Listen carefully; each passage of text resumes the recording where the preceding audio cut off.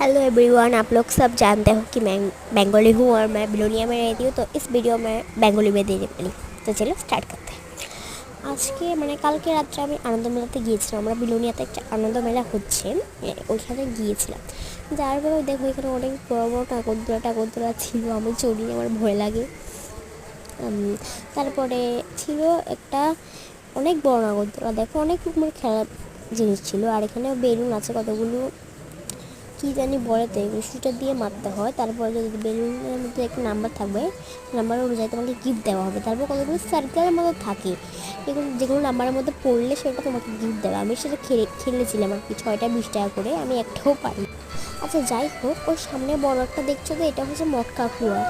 গাড়ি টাড়ি ঘুরে যায় উপর দিয়ে, তারপরে সেগুলো আর কি মটকা কুয়া।